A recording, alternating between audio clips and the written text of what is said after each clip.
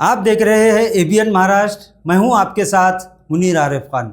नाज़रीन, गुज़िश्ता 3 दिन पहले कश्मीर के पहलगाम में हुए आतंकी हमले के बाद ही से पूरे मुल्क में एक तरह का सियासी माहौल गरमाया हुआ है। एक तरफ जहां कश्मीर से लेकर कन्याकुमारी तक जितने भी लोग सैर और तफरीह के लिए कश्मीर के पहलगाम पहुंचे थे, वो आज भी कश्मीरी मुसलमानों की तारीफ करते हुए थकते नहीं दिखाई दे रहे हैं। यहाँ से अपने घरों को रवाना होने वाला हर हिंदुस्तानी, या चाहे वो किसी भी समाज और किसी भी मज़हब से ताल्लुक़ रखने वाला हो, वो कश्मीरी मुसलमानों को लेकर ऐसे बयानात नाजरीन सोशल मीडिया पर देता नज़र आ रहा है कि जिसके बाद फ़िरका परस्तों के पेट में दर्द होता दिखाई दे रहा है। एक तरफ इस मुल्क के करोड़ों हिंदू बिरादरान वतन लगातार कश्मीर की तारीफ़ कर रहे हैं, कश्मीरी मुसलमानों की तारीफ़ कर रहे हैं, तो वहीं कुछ लोग ऐसे भी हैं जो नाज़रीन इस मामले को लेकर भी घटिया और सस्ती सियासत करने के लिए मैदान में उतर चुके हैं। नाज़रीन, गुज़िश्ता 3 दिन पहले कश्मीर के पहलगाम में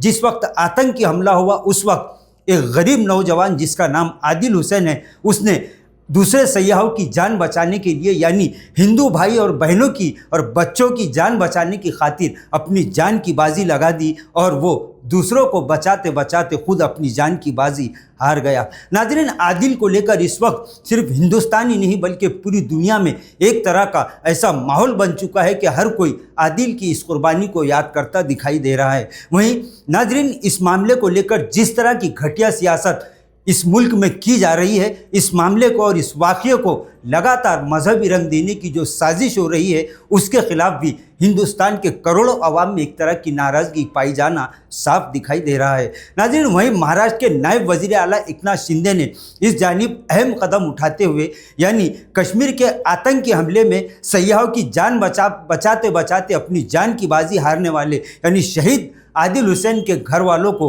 अपनी जानिब से 5 लाख रुपए नकद इमदाद फराहम की। इतना ही नहीं, उन्होंने आदिल के घर वालों से इजहार ताज़ियत करने के बाद इस बात का वादा किया कि वो आदिल के घर वालों के लिए उनका घर तामीर करके ज़रूर देंगे। आदिल ने अनेक परिवारों को वह बचाया और खुद जान जोखिम में डालकर उनकी बंदूक आतंकवादियों की छीनने की कोशिश की ताकि और वो गोलियां चला के और लोगों को न मारे। ये बहुत बड़ी बहादुरी है और इसलिए हम आपके परिवार को हमारा परिवार मानते हैं।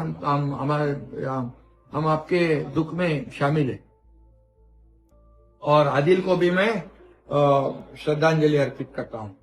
और हमारे लोग जो आए हैं अभी, ये हमारी एक छोटी सा एक फर्ज है। हम जो हमारा जो जिम्मेदारी है, हमारा एक कर्तव्य है कि वो हम निभाने का छोटा सा प्रयत्न कर रहे हैं, कोशिश कर रहे हैं। तो आप उसे कबूल कर लो। ये हमारे लोग आपको वहाँ मदद करने आए हैं और सहयोग करने आए हैं। कुछ आपको वहाँ पर अभी तुरंत राशि भी देंगे। डिप्यूटी सीएम है और जो संवेदनशील नेता है, शिवसेना के मुख्य नेता एकनाथ जी शिंदे साहब, उनके आदेश के अनुसार और सांसद श्रीकांत शिंदे साहब के फाउंडेशन के तरफ से हमने उनको कोई मदद किया है और वो मदद भी दिया है। और उनका जो साहब ने जो देखा, साहब को मैंने बताया, सब जो हमारे बाकी भी टीम आए, साहब के कोई अधिकारी भी इधर आए हैं, उन्होंने पूरा वो घर का भी, उनका मकान का भी देखा। उनको रहने को मकान भी नहीं है, तो वो भी साहब ने वो मकान बनाने की घोषणा की है। घोषणा ने हम बना के जल्दी देंगे। दूसरी, जैसा ये जो है, जैसा वो जो आदिल सैयद आदिल हुसैन शाह है, उन्हें जैसा बहादुरी दिखाई है कि कश्मीरी युवा कैसा रहता है, जैसे उनको मालूम था उनका मेरा घर उन सब मेरे ऊपर है, उन्होंने वो भी परवाह नहीं की, खुद की जान की भी परवाह नहीं की, तभी भी वो आतंकवादियों के साथ वो लड़े हैं। जो मिलिटेंट लोग, जो आतंकवादी लोग जो तभी ये जाके बीच में इनको बचाने गया ना, ये टूरिस्ट लोगों को, जी टूरिस्ट लोगों को बचाने गया ना। जी बिल्कुल। तो मैं प्राउड फील, एक बुरा हुआ, बहुत ही हादसा, बहुत ही बुरा हादसा है। क्या भावना से आपने मदद की है? एक तरफ मुसलमान गोली चला रहे हैं और एक मुसलमान मदद कर रहा है, किस तरह से देखते हैं? नहीं, देखिए, वो तो ये जात धर्म की बात नहीं है। जो हमारे पर्यटक वहां गए थे, उनके ऊपर अंधाधुंध गोली चला रहे थे ये आतंकवादी, और उनको बचाने का काम इसने किया और खुद उनकी बंदूक छीनकर छीनने की कोशिश की ताकि जो टूरिस्ट है उस पर गोली न चले, लेकिन दूसरे आतंकवादी ने आके उनको मार दिया और वो शहीद हो गए। इसलिए आदिल सहील के घर पर मैंने भी उनके परिवार से बात की, उसके भाई से बात की, उनके पिताजी से बात की और हमारे लोग भी वहाँ पहुँच गए। उन्होंने भी उनको, वो एक कमाने वाला लड़का था, युवा लड़का था, उनके परिवार की जो अभी हालत ठीक नहीं है, एक सर्वसाधारण परिवार था, इसलिए शिवसेना की ओर से उनको 5 लाख रुपए की मदद भी हो गई। ये तो छोटी जिम्मेदार, मतलब ये अपना कर्तव्य है।